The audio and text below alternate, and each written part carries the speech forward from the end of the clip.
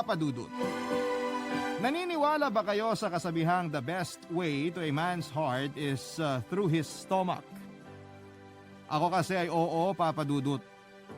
Kung hindi nyo na maitatanong ay masarap kasi ako magluto. Sa katunayan, ako ang tagaluto sa family gatherings namin at outing ng mga barkada at kaibigan ko. Kahit sa opisina, luto ko yung paborito ng mga katrabaho ko. Pero hindi ako professional chef kasi malayo doon ang profesyon ko. Pero bago ang lahat ay magpapakilala muna ako sa inyo, itago nyo na lamang po ako sa pangalang Imelda. 38 years old, HR manager sa isang private company dito sa Cubao. Bali 15 years na rin ako sa pinapasukan kong trabaho. Nagsimula po ako bilang HR assistant noong 23 years old ako. Tapos dahil sa dedikasyon at pagsisikap, ay unti-unti akong umangat sa posisyon ko. Masasabi ko na bagaman malayo sa pagluluto, ang naging trabaho ko ay masaya naman ako sa ginagawa ko. Pero sabi nga nila kung swerte sa career ang isang babae ay siya namang malas niya sa love life. Ganon kasi ako.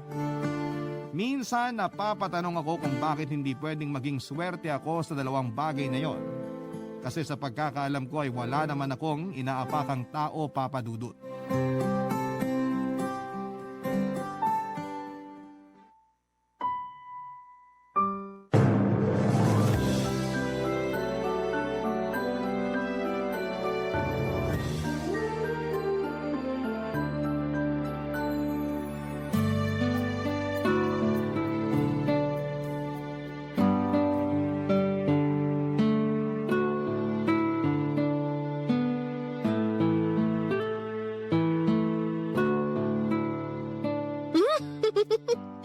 Ang pogi naman ito. Oh, ito pa. Ang ganda ng abs. Oy, Ay, anak na. ng pating. Hindi ako anak ng pating, ha? Nay naman. Bakit kasi kayo nang gugulat? Hindi kaya. Ikaw lang yung magugulatin dyan eh. Kapi ka kasi ng kape. Tigilan mo na yon, di ka na bumabata. Alam niyo naman na gasolina ko yung kape. Kung wala yun, hindi ako makakapag-function ng maayos sa trabaho ko. Kaya hayaan niyo na, Nay. Tsaka sobra kayo sa hindi na ako bumabata, 37 pa lang naman po ako. Kahit na, malapit ka na rin mag-40. Huwag niyo na pong ipaalala, Nay. May iba po tayo. May kailangan po ba kayo? Wala naman. Pero itatanong ko lang kung hindi mo ba lalabasin dun yung mag-ama mo. Bakit po? May problema ba? Wala. Pero ayaw mo bang makipag-bonding sa kanila? May dalang cake saka ice cream yung mister mo. Paborito mo pa yung flavor. Sabi niya tawagin daw kita at yayain kumain kasama nila doon. Ayaw ko, Nay. Diet ako ngayon. Baka bigla akong tumaba sa pa-cake at ice cream niya eh. Sa inyo na lang po ng mga bata yun. Kawawa naman yung asawa mo. Binili niya pa yata yun para sa'yo. Nay, hiwalay na po kami. Kaya wag niyo na po siyang tawagin na asawa ko. Kasal pa rin kayo sa mata ng Diyos at sa batas ng tao. Huwag mo sanang kalimutan yon.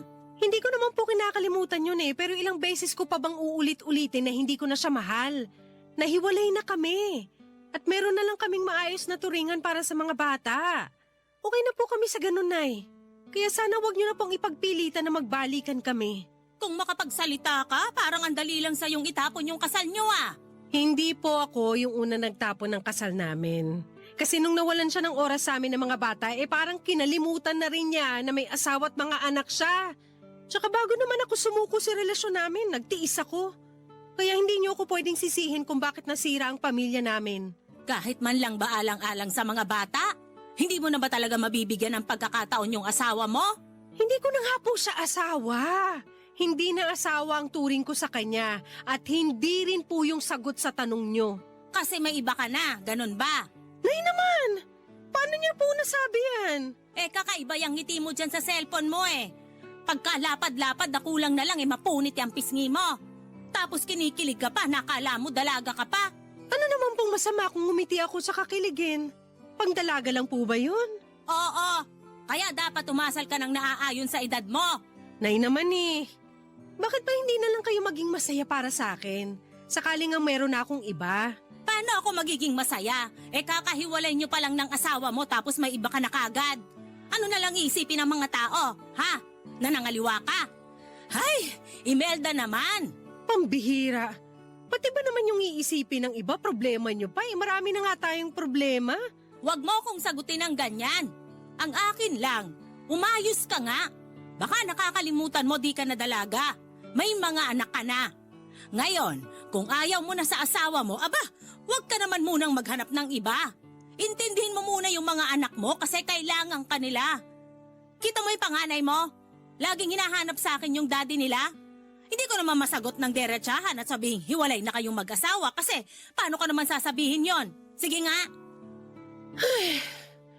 Inuunti-unti ko naman pong ipaliwanag sa mga anak ko yung sitwasyon. Pero bigyan niyo pa po ako ng time na eh. Salamat po kasi na-appreciate ko yung pagtingin-tingin niyo sa mga anak ko. Kailangan naman pabayaan ko yung mga bata, apo ko rin sila. Ayun na nga, Nay. Thank you po talaga kasi nandyan kayo. Ay, walang anuman. Pero ayus-ayusin mo nga yung buhay mo. Tigilan mo yung kaka-cellphone mo at lumabas ka doon para makipag-banding sa pamilya mo. Kahit hiwalay na kayong mag-asawa, kailangan pa rin maramdaman ng mga anak nyo na meron silang mga magulang. Sige po, Nay. Lalabas na po. Hiwalay na kami ng ex-husband ko. Ako ang nawala ng gana kasi wala na siyang panahon sa amin ng mga anak niya. Bank manager ang dati kong asawa at katulad ko ay sub-sub din siya sa trabaho. Kaya lang ay nasobrahan naman siya dahil halos doon na siya tumira sa opisina nila. At kahit weekend o holiday ay inuuwi niya sa bahay ang trabaho niya. Siyempre babae ako. May pangangailangan ako sa asawa ko pero hindi na niya maibigay dahil lagi siyang pagod at walang gana. Nung una ay pinagpapasensyahan ko siya at inuunawa. Pero habang tumatagal, ay unti-unti na ako nawawala ng pagmamahal sa kanya. Ganon pala yon kapag ikaw na lang yung laging umiintindi, no? Darating yung punto na magsasawa ka na lamang at mapapagod. Kaya naman sinabi ko sa kanya na gusto ko nang makipaghiwalay. Tutol siya at sinabi niyang ayusin namin ang aming relasyon. Dahil nga kasal kami pero ako na rin yung kusang umayaw, Papa Dudut. Ang totoo ay meron na akong nagugustuhan sa opisina namin. At yon ay ang katrabaho kong si Darwin na mas bata sa akin ng 10 taon. Ako ang nag-interview sa kanya noong nag-apply siya sa opisina namin bilang accounting assistant. 4 na taon pa lang siya sa trabaho pero kinakikitaan na agad siya ng mga big boss ng angking galing. Sa mga ginagawa niya kaya naman hindi katakataka na paborito siya at na-promote pa. Ako ang nag-aasikaso ng promotion at evaluation ni Darwin. At alam ko sa puso ko na deserving siya kasi masipag naman siyang empleyado. Bukod doon ay mabait din siya at gwapo. Hindi ko na lamang namalaya na pasimple na pala akong kinikilig. Kapag hiningitian niya ako o di kaya ay binabate sa tuwing magkakasalubong kami sa hallway. Pakiramdam ko noon ay bumalik ako sa pagiging dalaga, Papa Dudut.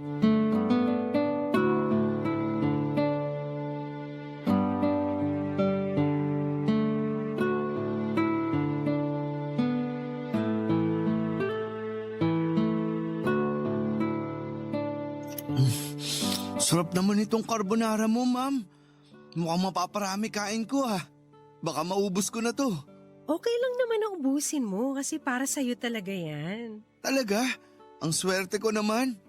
Alam niyo bang paborito ko to? Hindi, ngayon ko lang nalaman. Sakto pala kasi specialty ko yan at yan talagang niluto ko ngayong birthday mo. Paano niyo po nalaman na birthday ko? Tinatanong pa ba yun? Siyempre, nasa HR ako, kaya malalaman ko talaga. Ay, oo nga pala. Kamuntik ko nang makalimutan. Bakit? Hindi mo ba pinagsasabi na birthday mo ngayon? Hindi eh. Di kasi ako sanay na binabati. Hindi ko alam yung isasagot. Kahit pagpapasalamat kasi, parang ang awkward. Eh di hindi pala kita pwedeng batiin ngayon kasi hindi ka sanay. Hala, pwede nyo naman akong batiin. Pero wag nyo lang isisigaw.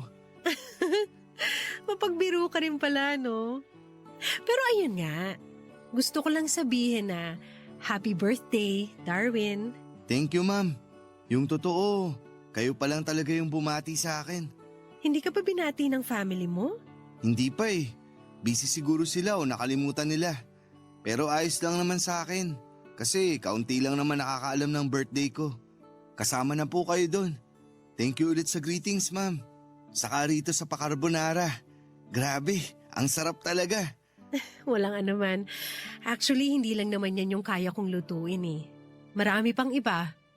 Gusto mo ba dalhan kita bukas? Ayos lang po ba? Kasi nahihiya ako. Bakit ka naman mahihiya?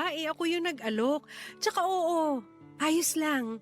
Hindi kasi ako bumibili ng pagkain sa labas dahil kaya ko naman magluto para sa sarili ko. Madalas may sobra naman kaya dadalhan na lang kita. Makakatipid ka pa sa pagbili-bili ng ulam sa labas. Nakikita kasi kita na dumadaan dun sa may karinderya bago mag-time in. Hindi naman sa sinisiraan ko yung negosyo nila pero nakabili na ako ron at ilang beses nang sumakit yung tiyan ko. Pero matagal na yun. Doon na ako nag-decide na ako na lang magluluto ng baon ko. Ikaw ba? Hindi ka pa naman sinasakitan ng tiyan? Hindi pa naman. Mabuti kung ganun, pero dadalan pa rin kita ng ulam. At pang merienda na rin. Pero nakakahiya pa rin kasi. Kasi hindi naman tayo close. Hindi naman sa ganun. Thankful naman ako kasi may isang tao na nagmamalasakit sa akin. Pero ayun lang talaga. Parang kailangan may gawin akong kapalit ng pagiging mabait niyo sa akin. Hindi naman ako humihingi ng kapalit kaya wala kang kailangan gawin. Ay, meron pala. Ano yun? Tanggapin mo, tsaka kainin yung mga pagkain na ibibigay ko. Para hindi ako magtampo. Yun lang pala. Siyempre walang masasayang sa mga pagkain ibibigay mo. Lalo na lahat masasarap. Actually, ako rin masarap. Ha? May sinabi ka ba? Sabi ko, ubusin mo na yan. Tapos anong gusto mong lutuin ko bukas? Baka kasi may request ka. Naku, wala naman akong request. Bahala na kayo kung ano yung dadalhin nyo. O sige, ano na lang yung paborito mong ulam? Marami. Ewan ko ba pero pakiramdam ko ay bumalik ako sa pagkadalaga tuwing kausap ko si Darwin Papadudut. Hindi niya kasi pinaparamdam sa akin na mas matanda ako sa kanya. Kumbaga para lamang kaming magkaedad kaya naman hindi ako naiilang sa kanya. Simula nga noon ay napadalas na yung pagdadala ko ng paborito niyang carbonara.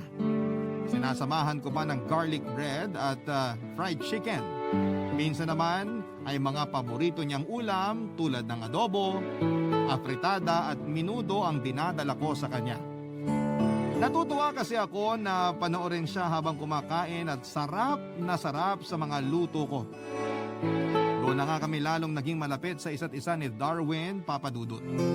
Umabot na rin kami sa point na nagte-text and call na kami sa gabi dahil wala namang kaming time makapagkwentuhan ng matagal sa trabaho. Maliban na lamang kung lunch break. Masasabi ko na doon ko siya lalong nakilala.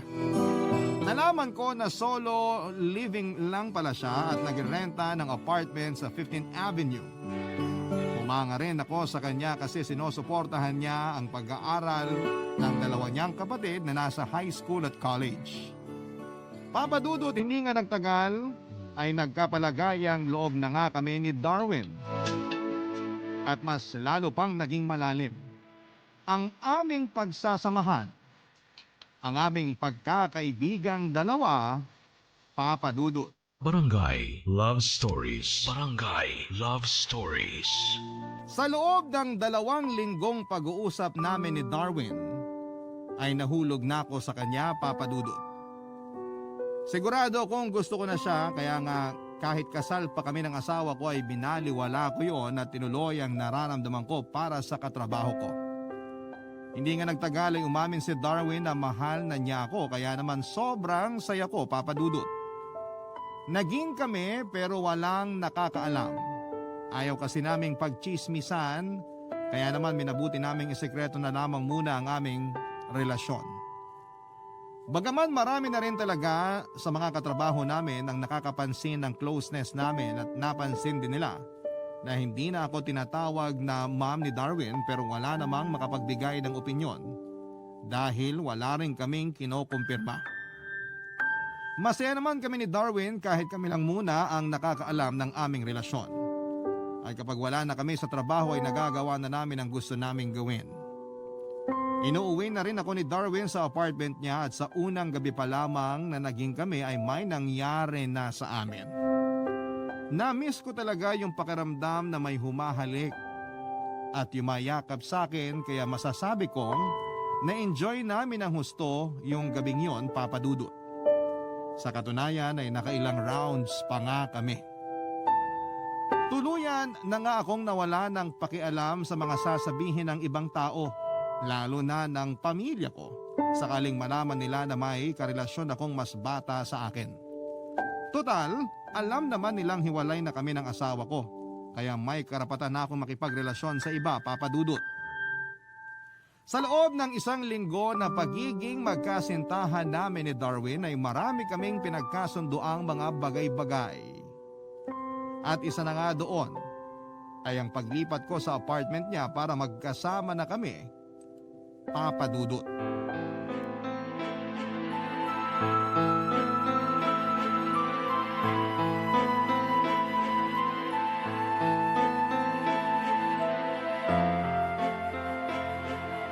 Hoy, Imelda! Nasisiraan ka na ba ng ulong babae ka? Kahit na ano pang sabihin nyo, Nay, hindi na po magbabago ang desisyon ko. Excuse po, kukunin ko pa yung ibang gamit ko dyan sa cabinet. Nakaharang po kayo. Abay, sira ulo pala talaga to eh! Aray ko naman, Nay! Bakit po kayo namalo? Sigurado ka naman talagang iiwanan mo yung mga anak mo para makisama sa lalaking mas bata sa'yo ng 10 taon? Sigurado na po ako na gusto kong tumira kasama si Darwin. Tsaka wala naman pong problema kung mas bata sa akin si Darwin ng 10 taon. Nagmamahalan po kami, Nay. Sana po maintindihan niyo yun. Kahit anong paliwanag mo, hindi ko kayang intindihin yung katwiran mo. Eh nito lang naman kayo nagkakilala, di ba? Matagal na kami magkakilala ni Darwin pero ngayon lang kami naging close. Hindi naman namin kasalanan kung nagkagustuhan kami at ngayon gusto na naming magsama sa iisang bubong. Nagmamahalan kami, Nay. Huwag niyo naman pong ipagkait sa akin yung karapatan kong mahalin at magmahal ulit. Wala akong pinagkakait sa'yo, Imelda. Hindi lang ako makapaniwala na iiwanan mong mga anak mo para lang sa lalaking yon. Hindi ko naman po tatalikuran ng pagiging nanay ko sa mga anak ko kaya wag na po kayong mag-alala. Magsusustento pa rin ako. Pati kayo, bibigyan ko ng pera para sa pag-aalaga ng mga apo nyo. Dadalawin ko rin po kayo rito tuwing Sabado at Linggo. Wala pong magbabago sa atin, Nay. Ano ba yung pinagsasasabi mo? Paano walang magbabago aalis ka nga? Saka lagi kang hinahanap ng bunso mo tuwing gabi. Na kaya po sa'yo yon pag matutulog na kayo tapos biglang iiwanan mo lang? Anong klaseng pag-iisip ba yan, ha? Hindi kita pinalaki para maging pabayang ina. Hindi po ba kayo nakikinig? Hindi ko naman po pababayaan yung mga anak ko. Ako pa rin yung mami nila, Nay. Kaya wag nga kayong OA dyan. Excuse me na nga po, kukunin ko po yung damit ko, sabi. Ay, ewan ko sa'yong babae ka. Ang tanda-tanda mo na pero parang di ka nag-iisip. Una, nakipaghiwalay ka dun sa asawa mo tapos ngayon, sasama ka naman sa lalaking mas bata sa'yo? Mahiya ka naman! Wala po kaming ginagawang masama, kaya bakit kami mahihiya? Single si Darwin, hiwalay na kami ng asawa ko. Hindi na nga kami nagsasama sa isang bubong. Ngayon kung iniisip niyo yung sasabihin ng iba, problema niyo na po yun, Nay. Masyado kasi kayong affected sa opinyon ng ibang tao. Bakit niyo ko gayahin? Walang pakialam sa sasabihin ng iba. Kaya ganyan ka mag-isip eh. Wala kang takot kasi sarili mo lang iniisip mo. Kung yan ang paniniwala niyo, wala na ako magagawa. Basta sinasabi ko sa inyo, wala kaming ginagawang masama ni Darwin. Nagmamahalan lang kami. Ni wala nga kaming inaapakang tao kaya huwag kayong magalit sa amin ng ganyan. Marami nga dyan, kabit. At pabayang magulang sa mga anak nila. Doon kayo sa kanila magalit. Hay, ewan ko sa'yo. Sana hindi mo pagsisihan yung desisyon mo. Matanda na po ako. Alam ko na yung ginagawa ko. At kapag nakapagdesisyon na ako, wala na pong atrasan yon. Kilala niyo naman ako. Siguradong sigurado po ako. Kahit kailan talaga napakatigas ng ulo mong babae ka. Nanay mo ko pero hindi ako manalo-nalo sa'yo. Sorry, Nay. Nagpalaki kasi kayo ng anak na palaban. Pinagsasasabi mo dyan. Palaban? Eh pati ako nilalabanan mo? Ay, yan naman po yung hindi totoo, Nay. Hindi raw. Eh kita mo nga kung sagot-sagutin mo ako, akala mo di ka nang galing sa matris ko? Sumasakit ulo ko sa'yo! Kahit na ano pang sabihin ng nanay ko ay hindi na niya mababago ang desisyon kong tumira kasama si Darwin. Aaminin kong naging bingi ako sa pangaral niya at mas lalong hindi ko pinansin ng iyak at tampo sa akin ng mga anak ko matapos kong sabihin sa kanila na iiwan ko muna sila sa lola nila. Hindi ko naman kalilimutan ang pagiging nanay ko sa kanila. Pero may pangangailangan din naman ako na hindi nila kayang ibigay. Mas lalo na ng tatay nila. At nung nahanap ko ngayon kay Darwin ay hindi ko na yon palalagpasin pa. Kaya naman tinuloy ko pa rin ang pagtira kasama si Darwin sa apartment niya at nagsimula kami ng bagong buhay na magkasama, Papa Dudut. Galit na galit sa akin ang dati kong asawa nang malaman niyang may kinakasama na ako. Pero wala na rin namang nagawa ang galit niyang yon kasi desidido na akong ayoko nang makipagbalikan pa sa kanya. Sinabihan ko pa nga siya na kung gusto niyang humanap ng iba para patas na kami ay gawin na niya. Kasi hindi ko naman siya pipigilan pero alam ko na mas mahal niya ang trabaho niya. Kaya dapat nung una pa lamang ay yun na lang ang pinakasalan niya. Sa huli na pagkasunduan naming magsusustento na lamang siya sa mga anak namin. Hindi ko pa rin naman siya tinanggalan ng karapatan sa mga bata. Pwede pa rin siyang makipagkita sa mga anak ko, hiramin para ilabas pero dapat ay magpapaalam pa rin sa akin at iuuwi pa rin sa nanay ko. Mabilis na lumipas ang 4 na buwan ng pagiging magkasintahan at live-in partner namin ni Darwin, Papa Dudut. Masasabi ko na totoo yung doon mo pa lamang mas makikilala ang isang tao kapag nagsama na kayo sa iisang bubong. Simula kasi noong magkasama na kaming tumira ay nakita ko na ang iba niyang ugali. Makalat siya sa bahay at mahilig siyang mag-online games.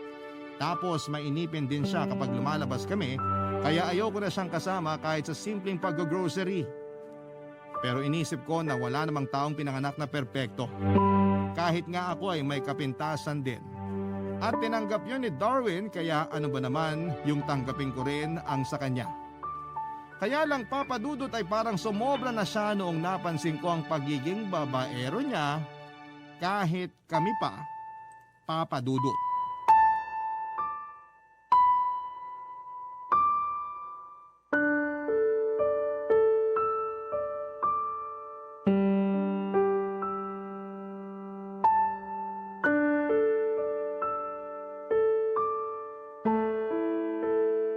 Uy, ang sexy naman ito. Teka, pusuan ko nga. Sinong pupusuan mo dyan? Ano ka ba naman, Imelda? Bakit nanggugulat ka? At bakit ka nagulat? Malamang, wala ka naman dyan kanina. Di ba sabi mo maglilinis ka ng banyo? Oo nga, katatapos ko lang. Kita mo naman tong damit ko, di ba? Basang-basa ng pawis. Pagod na pagod ako doon tapos ikaw pa relax-relax ka lang dito sa sofa. Sobra ka naman. Kauupo ko lang kaya. At anong ginawa mo? Hinango ko yung mga sinampay natin dun sa labas. Ayan oh, nakatambak pa nga sa tabi ko kasi tutupiin ko. O bakit mas inuna mo pa yung pagsi-cellphone mo at pagpuso sa kung sino-sino bago magtupi? Alam mo namang hindi ako maayos magtupi ng damit. Baka ending yan, ulitin mo lang mga tinupi ko. Doble trabaho pa. Saka grabe ka naman makapagsalita. Wala kaya akong pinupusuan na kung sino-sino. Wala raw. Nakikita ko kaya yung mga babae na pinupusuan mo sa Facebook. Paano mo nakikita? Paano ko nakikita? Makikita ko talaga kasi nakapublic yung mga picture ng mga babaeng yon. Tapos nagugulat na lang ako nakapuso ka na ron. Wala naman sigurong masama na humanga. Wala nga masama pero sana naisip mo ko. Saan ba papunta yung usapan na to? Di saan pa ba?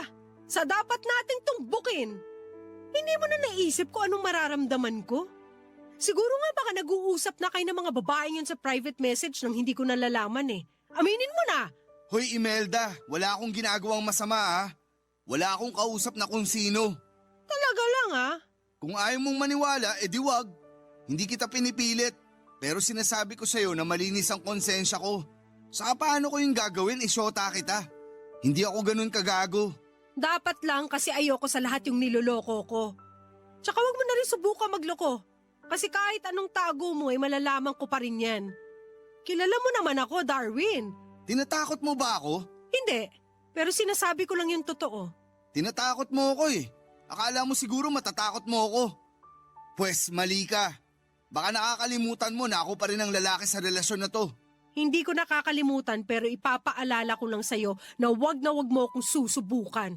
Alam mo, gutom lang yan. Nagmerienda naman tayo kanina. Bakit ganyan ka umasta? Para kang baliw. Baliw na akong baliw! Pero masisisi mo ba ako kung bakit ako nagkakaganito? Eh bakit ka nga kasi nagkakaganyan? Tinatanong mo pa talaga? Siyempre! Natatakot ako na baka ipagpalit mo lang ako basta-basta. At bakit ko naman gagawin yun? Sige nga. Hindi ko rin alam. Oh, kita mo na? Praning ka lang. Dinamay mo pa ako sa kapraningan mo. Ewan ko sa'yo. O, saan ka pupunta? Diyan sa labas, magyoyosi. Nakakapikon ka eh. Mabuti pa, tupiin mo na yung damit natin. Tapos magluto ka na rin ng hapunan natin. Gusto ko pagkaubos ng yosi ko, kakain na tayo ha. Sobra ka na talaga. Ano palagay mo sa akin? Katulong mo? Bakit, may angal ka? Wala. Yun naman pala eh. Parang ewan.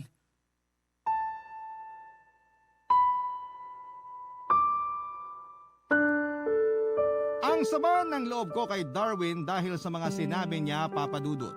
Ni hindi man lamang siya nagpreno ng bibig na para bang wala kaming pinagsamahan kung makapagsalita siya sa akin ng ganon. Masama na bang sawayin siya, lalo na kung nakikita kong yung ginagawa niya ay mali na. Hindi ko intensyon na maramdaman niyang ginagamit ko yung pagiging mas matanda ko sa kanya. Pero syempre babae ako at nagsiselos din, kaya nga noong gabing yon, magkatalikod kaming natulog ni Darwin at kinabukasan ay umuwi ako sa amin. Dahil Sabado naman at wala kaming pasok. Nagsabi ako kay Darwin na sa bahay ako ng nanay ko matutulog pero sinin lamang niya ang chat ko. Doon na mas lalong sumama ang loob ko sa kanya, Papa Dudut. Ang totoo, may takot sa puso ko na baka ipagpalit ako ni Darwin sa iba. Kasi nga ay matanda na ako at meron ng mga anak. Kahit na sinabi niya noon na handa siyang tanggapin ang mga anak ko, sa dati kong asawa ay ayaw naman niyang patirahin ang mga bata na kasama namin. Katwiran niya ay sanay kasi siya na mag-isa at baka mahirapan siyang mag-adjust kapag bigla kaming tumira kasama ng mga anak ko. Naintindihan ko yon at ayaw ko naman na mangyari yon kaya ako na lamang ang nakisama sa kanya, Papa Dudut. Pero habang tumatagal ay nabibigyan ng puwang sa puso ko ang kaba na baka nga magsawa siya sa relasyon namin at ipagpalit niya ako sa ibang tao.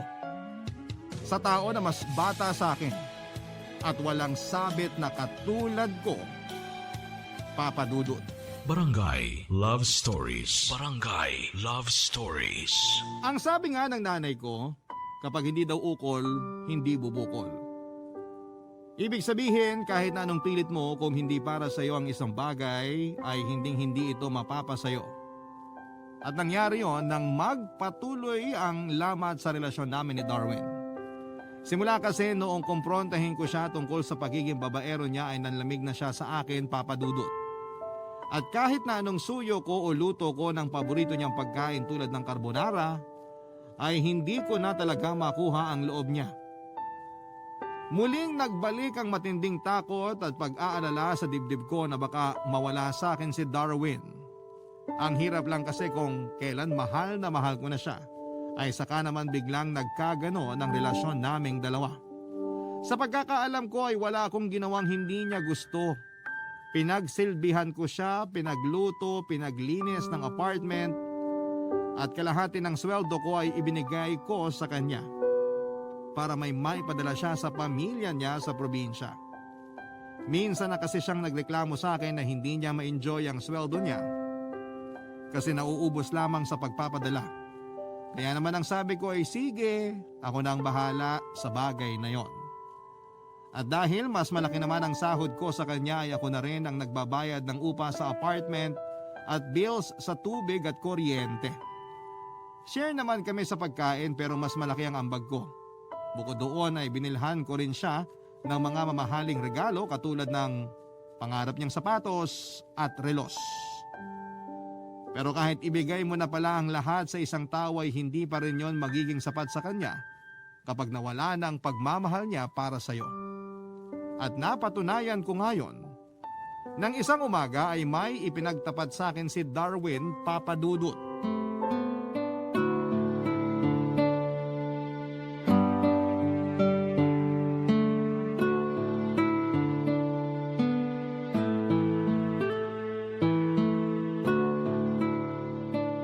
Bakit parang hindi mo ginagalaw yung pagkain mo? Wala akong gana eh. May sakit ka ba? Wala. Kumain ka na kasi papasok pa tayo. Baka mamaya malate tayo, sayang naman yung goal nating perfect attendance for this month. Ay. Imelda, may sasabihin pala ako. Mamaya na, kumakain pa ako. Baka mawalan ako ng gana pag sinabi mo. Ay, pero kailangan mo nang malaman. Bakit ka ba sumisigaw? Nasa harap tayo ng pagkain, oh. Ikaw kasi, masyado kang ewan. Ako na naman. Lagi na lang kasalanan ko. Parang wala na akong ginawang tama, ah. Pwede ba, wag mo na nga ibahin yung usapan? Mamaya, sana naman tayo mapunta eh. May gusto lang akong sabihin na dapat matagal ko nang sinabi. Sige, ano ba yon? Sabihin mo na nga. Maghiwalay na tayo. Ha? Sabi ko, maghiwalay na tayo. Joke ba yan? Kasi kung oo, pues hindi nakakatawa. Pwede ba tigilan mo nga ako umagang-umaga? Mukha ba ako nagbibiro? Aba, malay ko sa'yo kung anong trip mo. Wala akong trip. Hindi rin ako nagbibiro. Seryoso ako na gusto ko nang makipaghiwalay sa'yo. Pero bakit? Kasi ayoko na. Narealize ko na hindi ko pala kayang makisama sa'yo. Kasi masyado kang nakakasakal. Anong ginawa ko para masakal ka? Marami. Bantay sarado mo lahat ng ginagawa ko rito. Gusto mo lagi kitang tinutulungan sa mga paglilinis. Kita mo ang pagod yung tao. Pagod din naman ako pero kailangan may maghugas ng mga pinggan, magsaing, magluto ng ulam para may kainin tayo. Bakit kasi kailangan pa magluto? Pwede naman tayong umorder o bumili sa labas ng luto na. Dami mong alam eh. Saka dagdag hugasin lang yun. Gusto mo pa ako yung maghugas ng mga pinaglutuan mo? Bakit bibili sa labas kung mas masarap pa sa mga luto nila yung luto ko? Tsaka nakikipaghiwalay ka ba kasi ayaw mo maghugas ng mga pinggan? Hindi lang naman yun. Marami pang iba. Di ba? Sabi ko nga sa'yo, nakakasakal ka. Ay, di sige. Sabihin mo, ano ba yung ibang yun? Ayoko rin sa ugali mo yung lagi mong binabantayan yung Facebook ko. Lagi mong sinisita yung mga nilalike at pinumpusuan ko kahit di naman dapat. Paanong hindi sisitahin? Puro mga sexy na babae yung nilalike at pinupusuan mo. Tapos nakikita pa kita nag-comment ng kung ano-ano. Masama bang magandaan sa kanila? Maganda naman talaga sila. Siguro insecure ka sa kanila kaya ganyan ka mag-react, no? Anong sinabi mo? Sabi ko, insecure ka kasi di hamak na mas maganda sila at mas sexy kaysa sa'yo. Ah! Bakit ka nananampal? Tinatanong mo pa talaga, para kang baliw dyan. Kabaliwan na ba yung pagsasabi ng totoo? Di ba, natatakot ka na baka ipagpalit kita sa kanila? Kasi nga, insecure ka sa kanila. Tumigil ka na! Nakakasakit ka na, Darwin! Kapal naman ang mukha mong sabihin sa akin yung mga bagay na yan. Akala mo kung sino ka! Kaya nga tapusin na natin to. Ayoko na sa'yo. Hindi na kita mahal. Kung makapagsalita ka parang wala tayong pinagsamaan, ha? Ganun na lang ba kadali sa'yo na itapon yung relasyon natin? Huwag ka nang maraming sinasabi. Saka minahal naman kita. Pero ngayon nagpapakatotoo lang ako. Gusto ko na makawala sa'yo at sa relasyon natin. Kaya kung pwede lang tapusin na natin to. Ayoko na, Imelda. Please lang. Intindihin mo sana.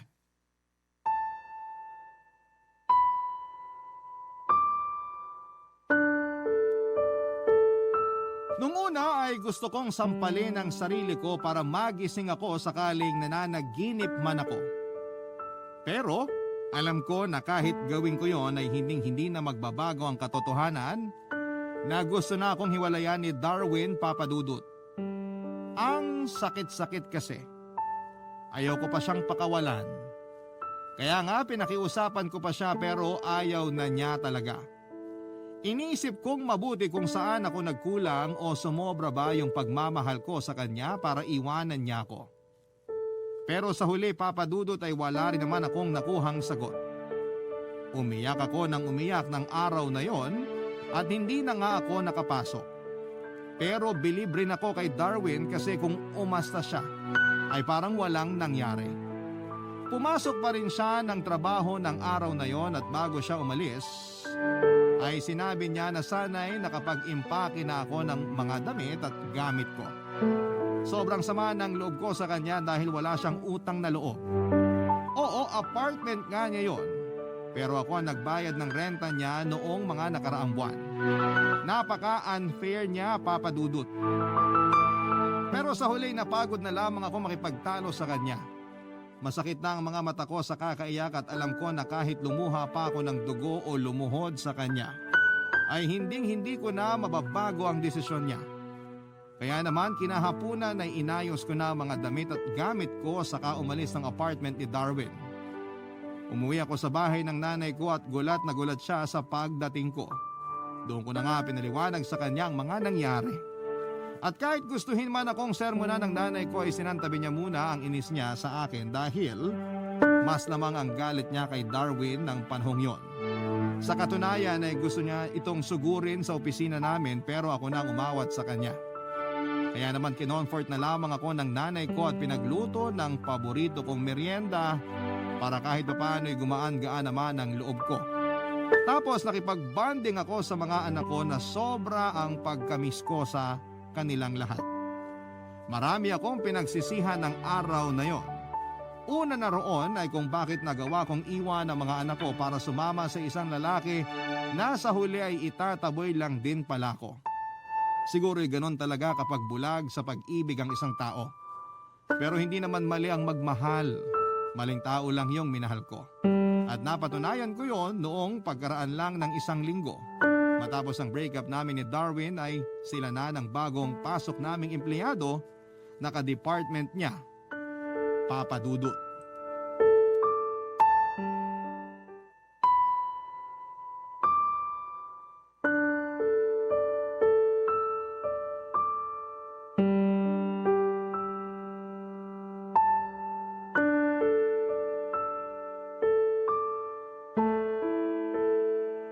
Ang kapal ng mukha niya, Nay. Paano niya nagawa sa akin yun? Ikaw na yung may sabi, makapalang mukha niya. Isang linggo pa lang kaming hiwalay pero nakahanap na siya ng iba. Ganun ba ako kadaling palitan? Sabihin niyo nga, Nay, para malaman ko. Siyempre hindi. Siraulo lang talaga yung lalaki na yon. Masyadong malandi. Alam mo, tingin ko kaya yun nakipaghiwalay sa'yo kasi may iba na yung pinopormahan. O tapos, ayan, may bago na agad girlfriend. Hindi ko lang po matanggap kasi minahal ko siya. Hanggang ngayon, mahal na mahal ko pa rin siya. Pero bakit parang andali naman niyang kalimutan yung pinagsamahan namin? Ay, nak, kung ako sa'yo, hayaan mo na lang sila. Kung doon sila masaya, edi bahala sila. Buti nga yung ngayon palang nalaman mo na yung tunay na kulay ng lalaking yon. Halata naman na ginamit ka lang niya at pinerahan. Kilala niyo ako. Mabait akong tao. Mapagbigay ako at kahit kailan hindi ako nagbilang. Ang gusto ko lang naman ay mahalin niya ako. Maging tapat siya sa relasyon namin at i-assure niya ako. Pero hindi po yun ang ginawa niya, Nay. Tapos ngayon parang napakawalang respeto niya kasi may iba na agad siya. Hindi mo naman mapipigilan yung lalaking yun na humanap ng iba eh. Kasi kung totoong mahal ka niya, di niya yung gagawin sa'yo. Saka may mali ka rin kasi masyado mong binigay sa kanya ang lahat. Biruin mo, sinagot mo pagbabayad ng apartment niya, pati pagpapadala sa pamilya niya dun sa Iloilo ka mo. Tapos dami mo ring biniling mamahaling gamit sa kanya, pero hindi ka pa rin niya pinahalagahan. Kung hindi ba naman talaga makapalang mukha nun at malandi? Hindi ko na po naisip yung mga bagay na yon kasi nga mahal ko siya. Opo, mali rin ako kasi akala ko pag binigay ko sa kanya yung mga bagay na gusto niya, pag naging mas mabait at maunawain ako, hindi niya ako iiwan. Pero lahat ng yan wala rin palang kasiguraduhan. Iniwan niya pa rin ako at pinagpalit sa iba. Yung mas bata at mas sexy sa akin. Sabi niya hindi raw siya ganung klaseng lalaki, pero tignan mo naman ngayon yung ginawa niya sa akin. Bakit? Maganda naman ako ah. Sexy rin naman ako, di ba, Nay? Oo naman. Kaya nga wag mong hayaan na mabaliw ka lang nang dahil sa Darwin na yon. Ano, sila lang masaya tapos ikaw luhaan dyan? Aba, hindi kita pinanganak sa mundo at pinalaki para maging talunan. Pero hindi ko pa po kaya lalo na pag nakikita ko sila naglalandian sa opisina namin. Nasasaktan po ako. Naiinggit po ako sa kanila, Nay. Ako sana yung babaeng kasama niya at hindi iba. Hindi mo nga pwedeng pilitin yung tao kung ayaw na niya sa'yo. Kailangan mo na lang tanggapin yon, tapos mag-move on ka na. Tungkol naman dyan sa sinasabi mong di mo sila kayang nakikitang naglalandian sa opisina nyo, aba, edi memohan mo. Di ba bawal magharutan kapag oras ng trabaho? Kapag nakita mo, pagawan mo agad ang incident report. Ano pat HR manager ka kung di mo gagamitin yung posisyon mo? Nay naman eh. Alam niyo namang hindi ako ganong klaseng tao. Ay kahit na, makaganti ka man lamang sa kanila. What if mag-resign na lang po kaya ako? Ano? Gaga ka ba? Siguro nga po kasi ang sakit-sakit po talaga. Parang binibiyak yung puso ko. Hindi po ako makahinga tapos parang naduduwal ako. Naduduwal ka? Baka naman buntis ka, ha? Nay naman eh. Hindi po ako buntis. Siguraduhin mo lang, kasi ayoko magkapos sa tukmul na yon. Pero naisip ko, sana nabuntis na lang niya ako para wala na siyang rasong hiwalayan ako. Abay, gaga ka nga talaga. Gaga na po kung gaga pero mahal ko nga po kasi, Nay. Kahit mahalin mo pa ng todo-todo yung lalaking yan, pag di siya marunong makontento sa'yo, panigurado, kahit may anak na kayo, hahanap pa rin niya ng iba. Kaya pwede ba, wag mo nang pangarapin na mabuntis ka niya? Sorry na po. Wag na kayo manggigil. Sa'yo ako mas nanggigigil eh. Umayos-ayos ka nga, Imelda. Naturingan kang graduate ng college at HR manager pero kung umasal ka, daig mo pa yung alagaing bata. Umakto ka nga sa edad mo, lintik ka. Tama ang sinabi ni nanay na para akong batang umasta ng mga panahon na yon. Pero kapag nasaktan tayo kahit na matanda na tayo ay iiyak pa rin tayo. Iisipin din natin na katapusan na ng mundo. Tapos ay hindi rin tayo makakapag-isip ng maayos at magiging padalos-dalos ang mga desisyon natin. Mabuti na lamang dahil kahit gigil na gigil sa akin ang nanay ko ay hindi pa rin niya ako sinukuan, Papa Dudut.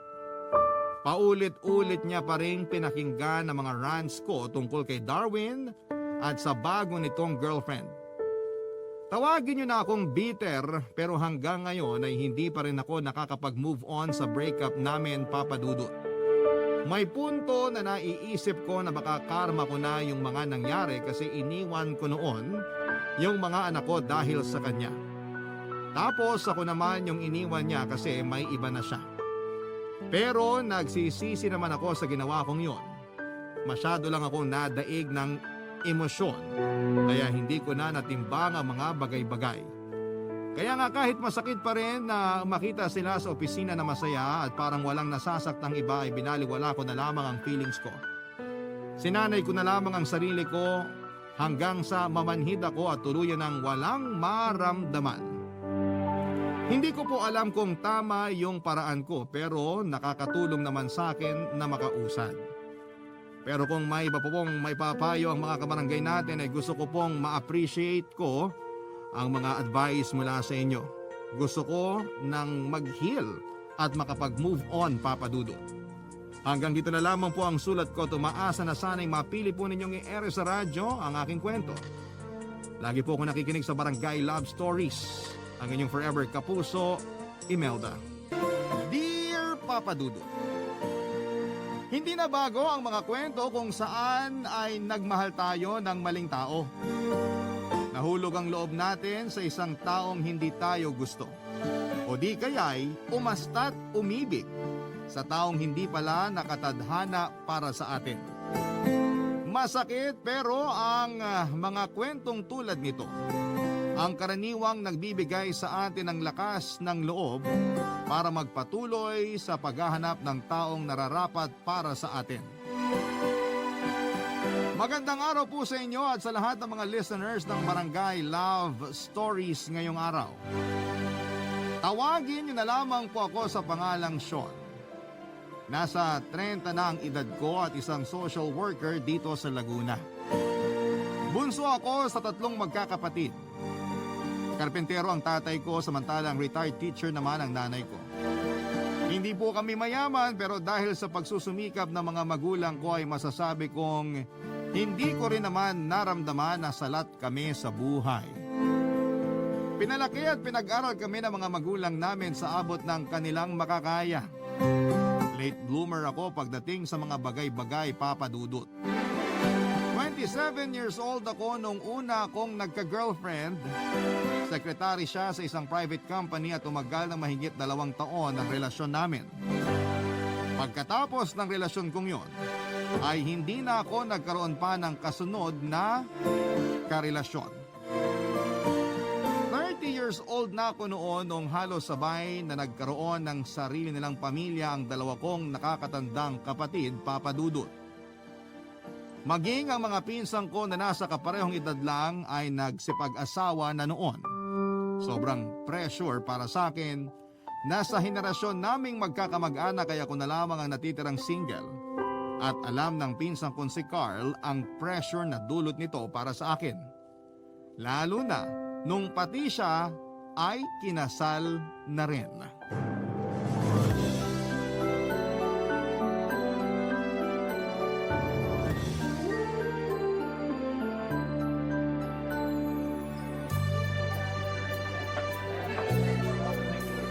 Carl! Oh, Insan! Kumain ka na ba? Oo, tapos na ako. Congratulations pala sa inyo. Salamat. Pasensya na kung hindi ko kayo maharap pa ngayon. Ang daming tao eh. Di ko na alam kung anong uunahin ko. Okay lang yun. Pero bakit mag-isa ka lang rito? Nasaan na yung mga kasama mo sa table? Nasa photo booth. Nagpapapicture yata sila. Ah, ganun ba? Dapat sumama ka sa kanila para naman may remembrance ka rin. Hindi na kailangan. Isa pa, hindi naman ako photogenic eh. Sige, ikaw bahala. Teka, nasaan na nga ba yung asawa ko? Iniwan na ako. Ayun oh, nauna na sa kabilang table. Ay oo, ayun nga. Sobrang aburido kasi. Gusto niya lahat ng bumisita, mapasalamatan niya at makapicture. Sandali lang, samahan ko lang yung asawa ko ha. Insan, sandali lang. Oh, bakit? Magpapaalam na sana ako. Maaga pa ako bukas eh. Marami pa akong gagawin sa... Uuwi ka na? Wag muna, hindi pa tapos yung event oh. Magsisimula pa lang yung program eh. Pasensya na, kailangan ko na talagang... Hindi, stay put ka na lang muna. Pagbigyan mo na ako. Ngayon na nga lang ako ikakasal eh. Alam mo, sobrang laki ng ginastos namin para sa reception na to, kaya sulitin mo na. Kung gusto mo, kumain ka ulit. Hindi na, busog na ako, tsaka... Carl? Oh, Meredith, kumain ka na ba? Oo, tapos na. Magpapaalam na sana ako. Ikaw din? Ano to, eat and run? Nakakatampo naman kayo. Pasensya na. Pauwi na rin kasi yung mga kasama ko eh. Ikaw tapos tong pinsan ko nagmamadaling umuwi. Parang wala naman tayong pinagsamahan. Wala akong masasakyan pa uwi eh. Nakisakay lang ako sa papunta rito. Eto, tong pinsan ko, si Sean. Pwede kanyang ihatid. May sasakyan to. Sandali, may... Pagbigyan mo na ako. Feeling ko bored lang kayo kaya gusto nyo nang umuwi. Huwag kayong mag-alala. Maya-maya magsisimula na yung program. Dito muna kayo, mag-usap kayong dalawa. Ay, teka. Hindi nga pa pala kayo magkakilala, no? Meredith, itong makisig na lalaking to sa tabi ko, si Sean, pinsan ko. Sean, ito naman si Meredith. Tropa namin ni Mrs. nung college. Hello, Meredith. Hello, Den. O siya, maiwan ko na muna kayong dalawa, ha? Hinahanap na ako ng bride ko, eh. Mamaya na lang ulit. Walang uuwi, ha? Sandali. Paalis na talaga sila, Carl. Wala akong masasakyan pa uwi.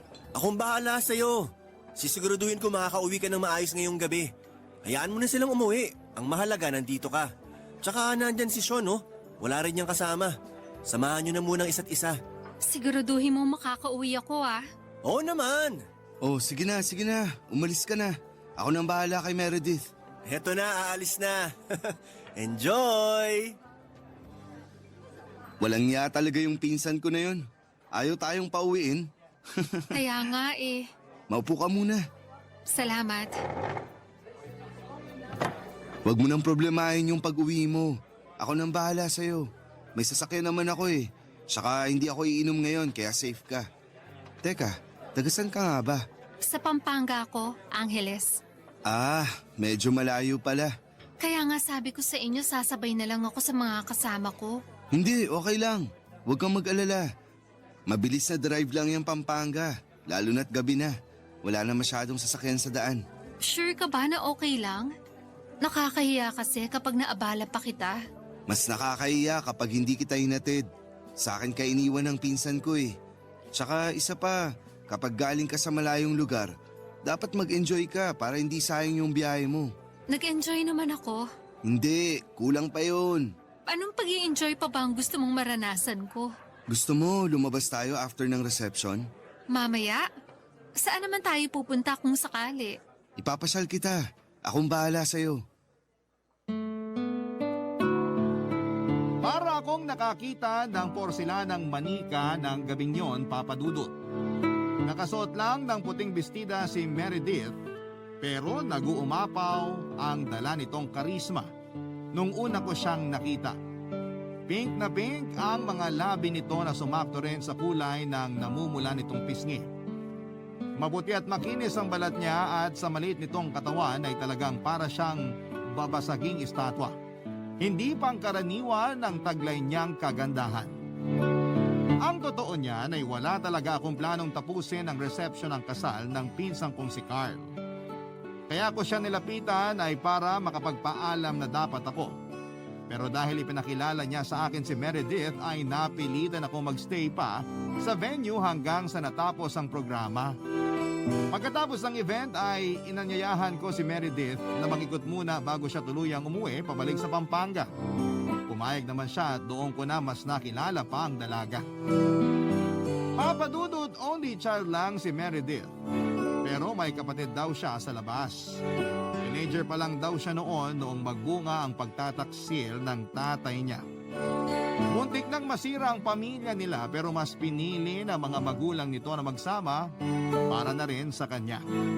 Never nakita o nakilala ni Meredith ang kapatid niya sa labas.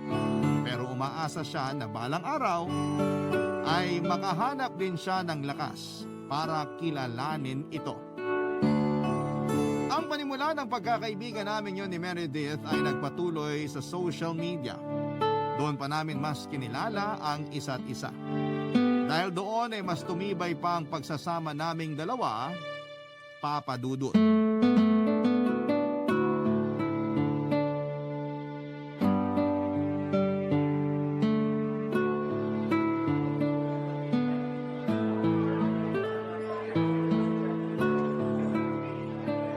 May dumi ba sa mukha ko?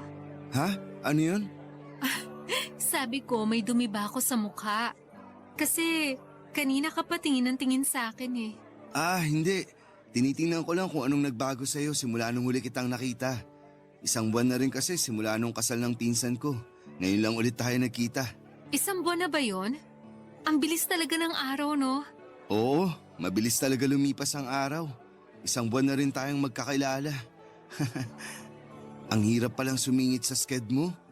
Dapat pala mas maaga kitang ini-invite para makasingit ako sa schedule mo. Pasensya ka na ha. Sobrang busy ko lang talaga. Kapapatayo lang din kasi ng family business namin. Medyo nangangapa pa si mama kaya ako muna nagmamanage nun. Mabuti naman at nakipagkita ka sa akin ngayon. Sabi mo on the way ka na eh. Alangan namang pabalikin pa kita. Pero maganda na rin to na may off ako sa trabaho. Alam mo, hindi talaga ako palalabas na tao eh. Usually sa bahay lang ako. Itong buwan na to parang ngayon na lang ulit ako lumabas. Bakit naman? Mabilis madrain yung energy ko sa pakikipag-socialize eh. Tsaka kapag lumalabas ako, puro gastos lang nagagawa ko. Mas maganda nang sa loob na lang ako ng bahay para makatipid. May mga ganun talagang tao, no? Mas gusto nila na nasa bahay lang sila. Ako kasi kabaliktaran eh. Mas gusto ko na may nakikita akong tao. Kapag sa bahay lang ako, baka mabaliw lang ako. Sa bagay, trabaho mo nga pala makipagkita sa mga tao. Social worker ka, di ba? Oo, social worker ako. Ako yung nakatokang makipag-usap sa mga taong nakapaligid sa pasyente para masolusyonan yung problema nila. Maganda yan. Malaki ang naitutulong mo sa lipunan. Sana nga kahit papano, nakakatulong ako sa problema ng bansa natin. Buhok ko pala. Ha? Anong meron sa buhok mo? Hinahanap mo kung anong nagbago sa akin. Yung buhok ko. Nagpabawas ako ng buhok. Oo nga no. Ayun, tama nga. Umikli nga yung buhok mo. Ano sa tingin mo, bagay ba? Bagay na bagay. Kahit naman anong haba ng buhok mo, maganda ka pa rin eh. Kahit nga magpakalbo ka, sigurado akong maganda ka pa rin. Grabe mambola ha. Walang bola yun. Totoo yung sinabi ko. Maganda ka, Meredith. At totoo rin tong sunod na sasabihin ko sa'yo. May gusto ako sa'yo. Ha? Sa akin? May gusto ka sa akin? Oo. Simula nung una kitang nakita sa kasal ng pinsan ko, sobrang attracted na ako sa'yo noon. Tapos itong maigit 1 buwan na pag-uusap natin sa social media, mas lalong nahulog yung loob ko sa'yo. Sorry kung nabigla kita. Hindi ko kasi alam kung kailan ulit yung sunod na pagkikita natin kaya sasabihin ko na mismo sa'yo itong nararamdaman ko. May gusto ako sa'yo. Gusto kitang ligawan kung pwede sana. Naku. I'm so sorry, Sean. Sorry talaga pero may iba nang itinitibok tong puso ko eh. May ibang tao na ako nagugustuhan sa ngayon. Sorry talaga. Ganun ba? Oo, sorry talaga. Oh my gosh, ang awkward nito. Mas maganda siguro kung mauna na ako. Maiwan na kita ha. Meredith, okay ka lang? Oo, okay lang. Medyo nahilo lang ako. Umupo ka muna saglit. Gusto mo bang magpadala sa ospital? Hindi na kailangan. Nahilo lang ako nung bigla akong tumayo. Ganito talaga ako kapag bumibilis yung tibok ng puso ko. Ihahatid na lang kita pa uwi. Napakalambing pong tao si Meredith, Papa Dudut. Hindi lang sa pamilya at mga kaibigan kundi sa lahat ng tao ay napakabait niya. Malumanay siyang magsalita na parang DJ sa radyo na inhihele ka kapag nagsasalita siya. Kahit corny ang jokes mo ay tatawa siya para lamang hindi ka ma-offend. Matalino din siyang babae, Papa Dudut. Marunong siyang tumimbang ng sitwasyon at yon ang nagustuhan ko sa kanya. Kung sasabihin ko sa inyo ang lahat ng rason kung bakit ako na in love kay Meredith, ay magiging mahaba ang sulat kong ito, basta ang bottom line ay nahulog na po talaga ang loob ko sa kanya. Pero dahil nga sa hindi niya ako magawang gustuhin pabalik ay masakit man, ay tinanggap ko po ito ng buong puso. Kesa mawala siya sa akin ay hindi ko na ipinagpilitan ang gusto ko. Matapos kong magsabi ng saloobin kay Meredith ay wala namang nagbago sa samahan naming dalawa. Nagkaroon lang kami ng kaunting boundary sa isa't isa pero nanatili naman ang closeness namin. Umabot kami ng 1 taon bilang magkaibigan at mas lalo pang lumalim ang samahan naming dalawa. Noong mga panahong yon, anumang pag-move on ang gawin ko ay hindi pa rin naaalis sa puso ko si Meredith. May punto nga noon na pinaniwala ko ang sarili ko na baka sa pagtagal ng panahon ay magkasama kami, ay baka magbago rin ang nararamdaman niya para sa akin. Baka kako dumating din ang araw na makita niya ang worth ko at bigyan niya ako ng pagkakataon. Pero hindi nangyari yon, Papa Dudut. Ako mismo ang naging saksi kung papaano niya nakatuluyan ang taong minamahal niya. Kung papaano sila nagligawan at naging opisyal na magkasintahan. Doon ko lamang napagtanto na wala na talaga akong pag-asa para kay Meredith. Barangay Love Stories. Barangay Love Stories. 2 taon na noon ang lumipas. 2 taon na rin kaming magkakilala ni Meredith. 2 taon na rin po akong umiibig sa kanya. 2 taon na akong umaasa. Hanggang ang katiting na pag-asang pinangahawakan ko ay bigla na lamang naglaho noong nalaman kong ikakasal na sila ng boyfriend niya. Sobrang broken po ako noon, Papa Dudut, nung nalaman ko ang balita mula mismo kay Meredith. Pinilit kong itago ang emosyong nararamdaman ko noon sa puntong naging manhid na ako sa tunay na nararamdaman ng puso ko. Kung tutuusin ay wala naman akong karapatang masaktan dahil simula pa lang ay aware na ako na hindi na talaga kami magiging ni Meredith. Ginusto ko na kahit na hindi kami magkatuluyan ay nandun pa rin ako para sa kanya, kahit bilang kaibigan lang. Kaso'y hindi ko pa rin talaga naiwasang masaktan. Sa totoo lang ay maayos naman ang boyfriend ni Meredith na itago na lang natin sa pangalang Albert. Mabait din siya katulad ni Meredith kaya masasabi ko namang bagay na bagay sila para sa isa't isa. Dahil sa pagiging close namin ni Meredith ay naging kaibigan ko na rin si Albert. Kaya naman ginawa ko ang lahat para irespeto ang pagmamahalan nilang dalawa. Wala akong ibang ginawa kundi suportahan sila, Papa Dudut. Buong puso kong tinanggap ang katotohanan. Naging parte pa nga ako ng entourage nila dahil gano'n na kalalim ang pagkakaibigan naming tatlo.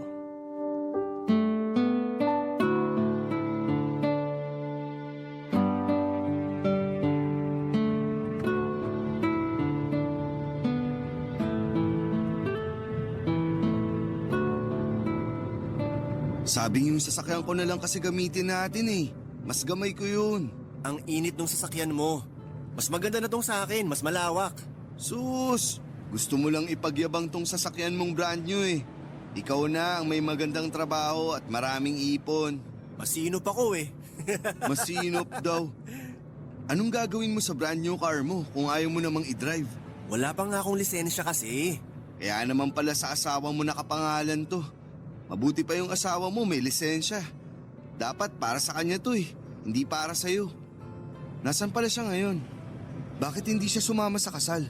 Kailangan daw siya sa trabaho. Ah, kaya naman pala gusto mong sumabay sa akin. Wala palang magdadrive para sa'yo. Hindi ganon yon. Gusto kong sumabay sa'yo kasi alam kong kakailanganin mo ako ngayon. Lalo na't ngayon ang kasal ni Albert at Meredith. Kakailanganin para saan?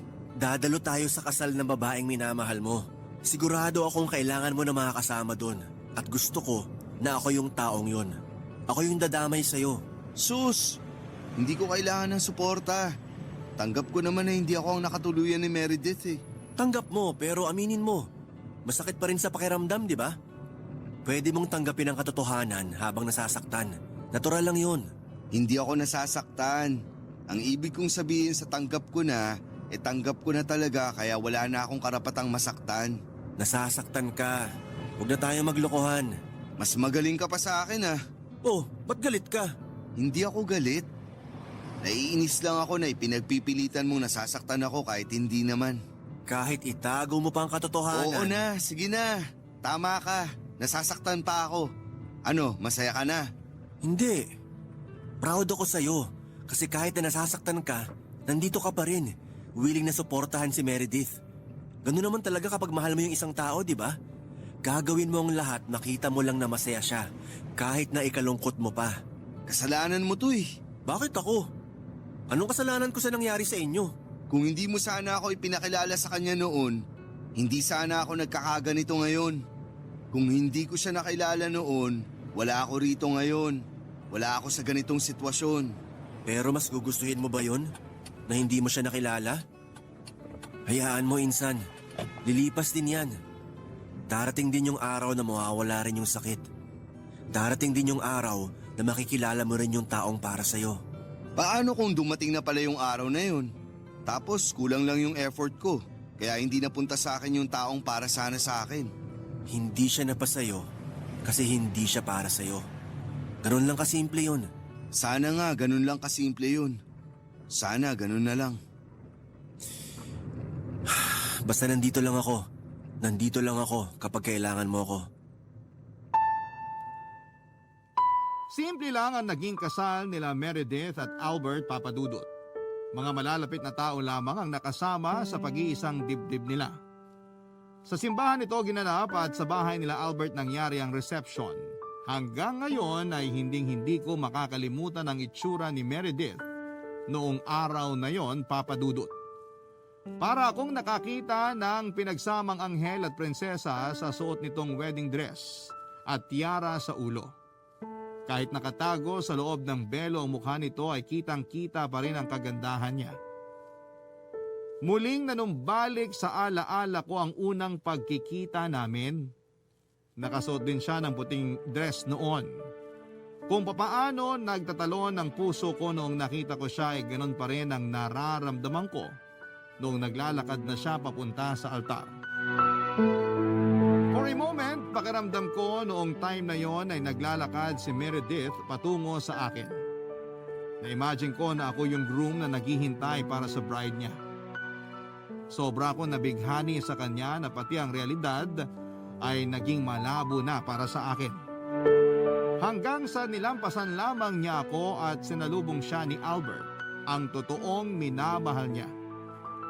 Ramdam na ramdam ko ang kirot. Doon pa lang ay hinayaan ko nang tumulo ang luha sa mga mata ko. Total ay nag-iiyakan ang lahat dahil sa maalapelikulang eksena ay nilabas ko na rin ang totoong nararamdaman ko.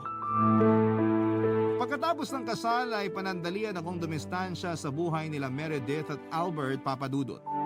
Halos isang buwan din akong hindi nagparamdam sa kanila. Binigyan ko sila ng oras na enjoyin ang bagong buhay nila bilang mag-asawa.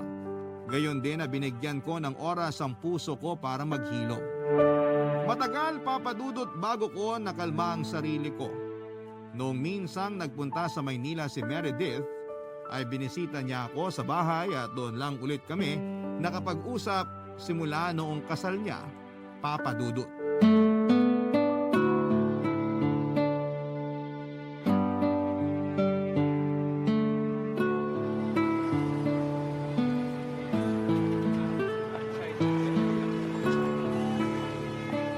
Meredith, Hi, Sean. anong ginagawa mo rito? Halika, pumasok ka. Busy ka ba? Pasensya na. Wala akong pasabi na pupunta ako rito. Okay lang, wala naman akong pinagkakaabalahan ngayon. Off ko. Maupo ka muna. Gusto mo ba ng maiinom? Wag na, salamat. Sinong kasama mo nagpunta rito? Kasama mo ba si Albert? Hindi. May binisita lang akong kaibigan. Since malapit ka lang naman, naisip ko na puntahan ka na rin. Mangungumusta lang. Okay naman ako. Sigurado ka ba? Oo naman. Bakit mo natanong? Kasi pakiramdam ko. Bigla ka na lang nawala. Bigla ka na lang hindi nagparamdam. Kaya ako nagpunta rito para itanong kung may problema ba. May pinagdadaanan ka ba? Baka makatulong ako. Wala. Wala, Meredith. Wala akong problema. Okay, sige. Naniniwala ako sa'yo. Kung sinabi mong wala kang problema, wala kang problema. Naging busy lang talaga ako nitong nakaraan. Saka isa pa, gusto ko kayong bigyan ng oras ni Albert para i-enjoy yung bagong buhay nyo bilang bagong mag-asawa. Busy? Ibig mo bang sabihin, may girlfriend ka na bang pinagkakaabalahan? Oh my gosh, kaya naman pala. Ngayon naiintindihan ko na. Hindi, wala Huwag ka nang akong... mahiya, aminin mo na sa akin. Magkaibigan tayo, di ba? Deserve ko malaman kung masaya na ba ang love life mo ngayon. So ano nga, meron na? May girlfriend ka na ba? Oo, meron na. Kaya ako medyo napalayo sa'yo kasi meron na akong girlfriend. Congrats! Deserve mo rin maging masaya. Masaya ako para sa'yo. Oh, bakit ganyan ang itsura mo? Hindi ka ba masaya? Hindi, masaya ako pero wala pa kasing nakakaalam nito. Low-key lang ba yung relationship nyo? Huwag kang mag-alala, mapagkakatiwalaan mo ko. Hindi ko ipagsasabi kahit kanino na may girlfriend ka na. Salamat. Pero sana kapag ready na kayo pareho, maipakilala mo na rin ako sa kanya. Napakaswerte niya na ikaw ang naging boyfriend niya. Talaga? Oo naman. Napakabait mong tao, gentleman, matalino. Nasa iyo na ang lahat. Alam mo, kung hindi lang sana ako patay na patay kay Albert, siguro malaki ang chance na nagkatuluyan tayo. Ikaw at ako? May chance? Totoo ba yan? Siguro. Siguro, Sean. Kung mas nauna lang sana kitang nakilala. Kung mas nauna lang sana tayo nagkita. Baka ngayon, tayo pa ang nagkatuluyan. Pero tadhana na talaga ang nagtakda eh. Kay Albert tumibok ang puso ko. At ngayon, nakahanap ka na ng maswerteng babae na mamahalin mo. Bakit? Wala. Kung sana nauna lang ako. May chance? Naku, kalimutan mo na yung sinabi ko. O siya, paano? Ngayong nakita ko na okay ka lang, kampante na ako. Masaya ako para sa'yo, Sean. Salamat. Salamat din sa pagdalaw. Walang anuman. Nagpatuloy ang pagkakaibigan namin ni Meredith kahit na kasal na siya. Unti-unti ko rin namang natanggap ang lahat at mabilis din kaming nakabalik sa dati. Tuwing nangangailangan ng kaibigan si Meredith ay lagi akong nandun para sa kanya. Kapag kailangan niya ng kausap o kapag kailangan niyang maglabas. Nang sama ng loob ay lagi akong handang makinig para sa kanya. Yun nga lang dahil magkakaroon na ng sariling pamilya si Meredith ay dahan-dahan ding nagkalayo ang landas naming dalawa. Hindi naman talaga yon maiiwasan. Papadudot dahil nagiba na ang priorities niya sa buhay.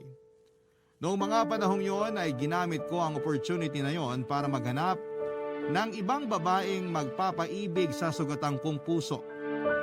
Pilit kong pinakawalan si Meredith sa puso ko kahit na sobrang hirap. Hindi naglaon ay nakahanap din naman ako ng babaeng para sa akin. Walang iba kundi si Eileen na nakilala ko sa online. Nakausap ko lamang siya isang gabi dahil hirap akong dalawin ng antok. Ako ang nag-first move sa kanya at doon ko napag-alaman na matagal na pala niya akong crush. Una raw niya akong nakita nung nagkaroon kami ng seminar sa lugar nila 2 years ago. Hinanap niya ako sa Facebook at saka inad, kaso nga lang ay nahihiya siyang mag-message sa akin. Nung nalaman kong may gusto sa akin si Eileen, ay nagkaroon din ako ng interes sa kanya, Papadudot. Wala pa kaming 1 buwan nang magkausap noon ay sinubukan ko siyang ligawan at sinagot din naman niya ako kaagad. Kasabay ng pagiging opisyal ng relasyon naming dalawa ay ang balitang si Meredith daw ay nagdadalang tao na ng mga panahong yon, Papadudot. Barangay Love Stories. Barangay Love Stories. Papadudot na balitaan kong buntis si Meredith noong nabanggit ito sa akin ng pinsang kong si Carl. Pareho lang kasi sila ng circle of friends kaya isa siya sa mga unang nakaalam. Noong mga panahong yon ay wala na kaming masyadong ugnayan ni Meredith. Masyado na siyang naging busy sa buhay niya bilang bagong kasal samantalang ako ay nabaling naman ang atensyon ko sa karelasyon kong si Eileen.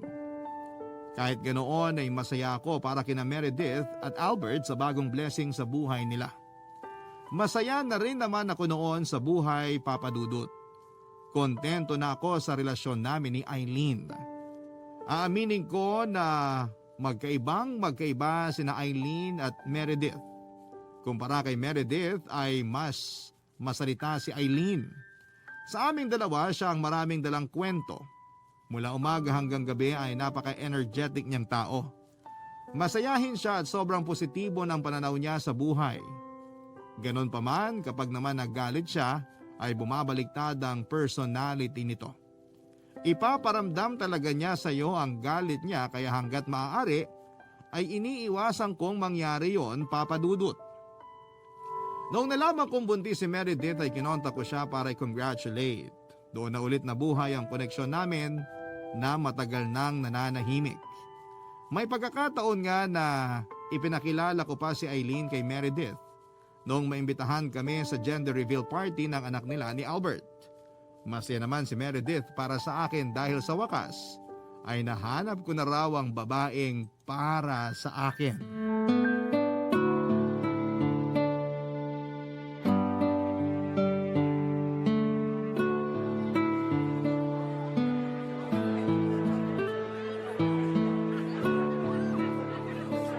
Maganda siya, Ha?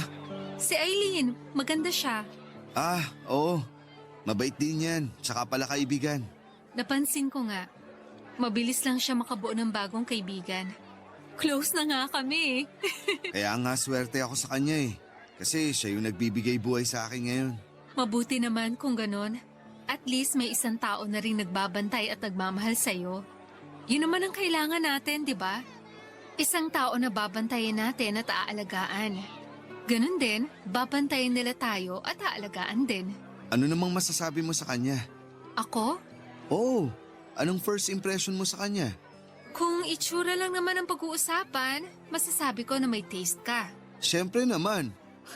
Ngayon ko lang siya nakilala pero ang masasabi ko lang, mukhang siya na talaga ang para sa'yo. Madami kang katangian na halos pareho din ang sa kanya. Talaga? Tulad ng ano?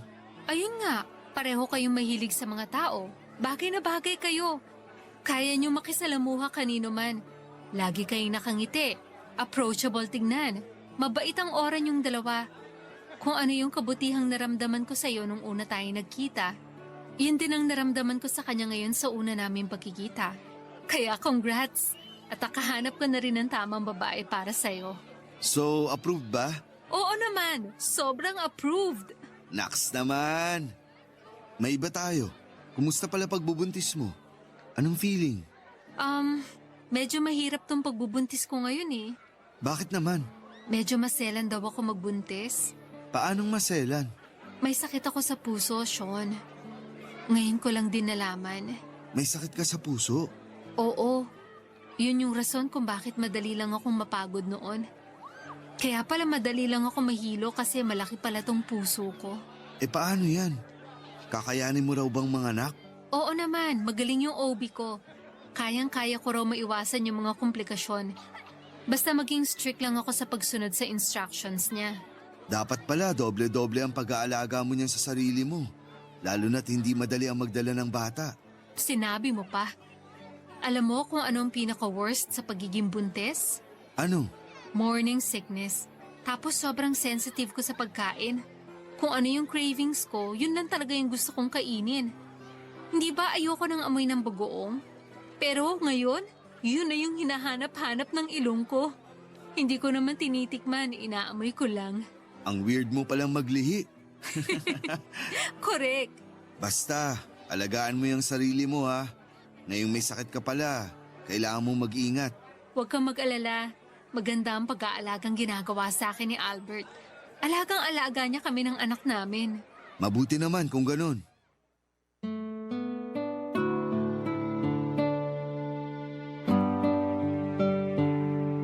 Pagkatapos ng muling pagkikita namin ni Meredith ay nabuhay ulit ang dati naming pagkakaibigan na parandaliang lumamlam dahil na rin sa pagiging busy namin sa kanya-kanya naming buhay.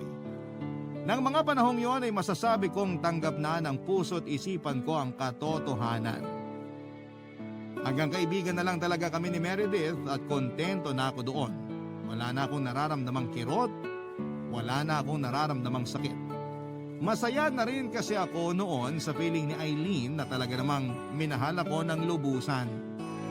Noong nagbubuntis si Meredith ay ako ang isa sa mga lagi niyang tinatawagan. Nabanggit kasi nito na medyo masena ng pagbubuntis niya kaya ilang buwan din siyang naka-bed rest. Dahil bored sa bahay ay lagi kami nag-uusap sa chat at video call.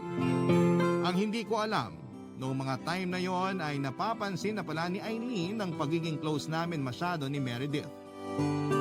Hindi niya naiwasang magselos, Papa Dudut. Ipinaliwanag ko naman kay Eileen na magkaibigan lamang kami ni Meredith at hanggang doon na lamang ang relasyon naming dalawa. Pero kapag ang puso talaga ay naging insecure, kahit ano pang pagpaliwanag ay mahirap makinig ang isipan natin. Yon ang dahilan ng mga pag-aaway namin ni Eileen noon. Dumating nga rin kami sa puntong pinapili ako ni Eileen kung si Meredith ba o siya ang pipiliin ko. Hindi ko alam pero dahil na rin siguro sa galit ko noon, kaya si Meredith ang pinili ko sa kanilang dalawa. Nakakainis lang kasi na wala siyang tiwala sa akin gayong naipaliwanag ko na ang lahat sa kanya. Papa Dudut, yon ang naging dahilan kung bakit kami nagkahiwalay ni Eileen.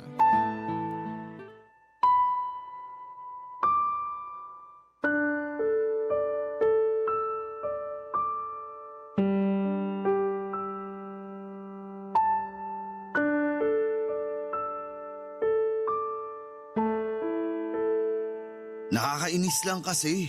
Ano bang mahirap intindihin dun? Insan, ikaw na lang umintindi kay Eileen. Siyempre magsiselos yun kasi girlfriend mo siya. At napansin niya yung pagiging close niyo ni Meredith. Kahit sino naman makakaramdam talaga ng selos. Bakit naman siya magsiselos sa babaeng kasal na? May pamilya na si Meredith. Manganganak na nga siya eh. Sa panahon ngayon, hindi na assurance ang pagkakaroon ng asawa at anak para maagaw ka ng ibang tao. Marami ngayon kahit 10 taon ng kasal, nagagawa pang magloko, di ba? Kahit may anak na, kapag loko-loko, magloloko talaga. Pero hindi ko naman siya lolokohin eh. Hindi ako ganung tao. Hindi ako manluloko at alam mo yun. Oo, alam ko. Alam mo sa sarili mo na hindi mo lolokohin si Aileen. Pero alam niya ba yun? Ganun na ba kalaki ang tiwala niya sa'yo na hindi mo siya ipagpapalit kay Meredith? So wala siyang tiwala sa akin. Natatakot lang siya na mawala ka. Pwes nawala na ako dahil sa ginawa niya. Dahil sa ginawa mo, mas pinatunayan mo lang na tama ang ginawa niyang paghihinala. Pinaramdam mo lang sa kanya na mas mahalaga sa'yo si Meredith kaysa sa kanya.